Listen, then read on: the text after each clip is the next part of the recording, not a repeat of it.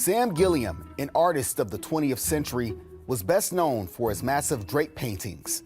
One of those paintings, Carousel Merge 2, a permanent fixture on display at the Milwaukee Art Museum.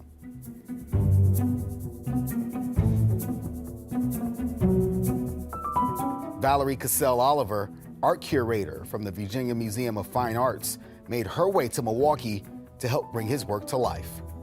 I think how artists who work in abstraction are often thought of as painting from landscapes of the imagination. Well, what Sam was really doing was painting things from his home and from his history. He lived not too far away from a carousel. And so that particular idea of the carousel is very much a part of his own personal narrative. But the way that he, again, jetsons the stretcher and begins to fold and drape the works into space, into the architecture of space, is really quite profound. And the fact that he would look at architecture as the ultimate background for his work is pretty astounding. So you guys are very lucky to have that piece. It's really a stunning work.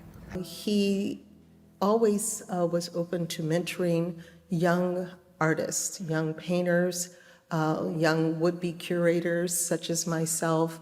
Oliver became that much more familiar with Gilliam and his work during her time as a graduate student at Howard University in Washington, D.C., giving her an especially unique perspective. That began what began a long stretch of years of myself and my son in and out of his studio. And so it became less of a professional exchange, even though that was always the auspices in which I went to the studio. It became more of a personal exchange where oftentimes he wouldn't even let me come to the studio unless I had my son with me. And it just became the last 5 years that we were there, coming in and out of his studio was really some of the most wonderful and deeply meaningful times in my particular professional life. Beyond Black art, I think his work is significant to the larger American and global art process and movement, especially around painting. He was one of the first artists to really begin to jetson the stretcher and look at draping of painting. He was also someone who looked at different modes and techniques in making paint upon the canvas, building up the surface and raking and, using brooms and different tools. Artists of his ilk, artists like Sam Gilliam and Ed Clark and Al Loving, it was a movement that was happening at that time of just how does one reinvent painting. His way of staining the canvas and folding it upon itself to create, different types of effects was very different than Jackson Pollock, who was putting the paint on the surface. He would stain and then fold and then unfold, multiple processes. So his way of painting, what he brought to the whole genre of painting was something quite unique, which within the whole history of painting is a very difficult thing to do, to bring something unique into that language. But Sam Gilliam managed to do it. And it makes him not only a titan among African American artists, but it makes him a titan among, artists of the U.S. and artists around the world.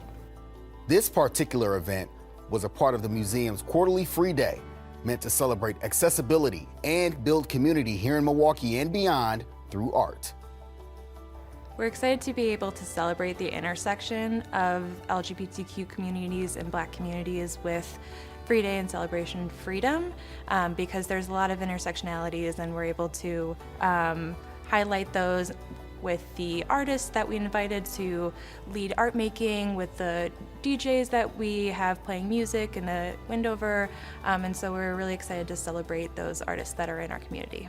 Everyone is welcome at the Milwaukee Art Museum, and that we really hope that everyone can experience some sort of art, whether it's a sculpture, a painting, or a program that connects them to their community.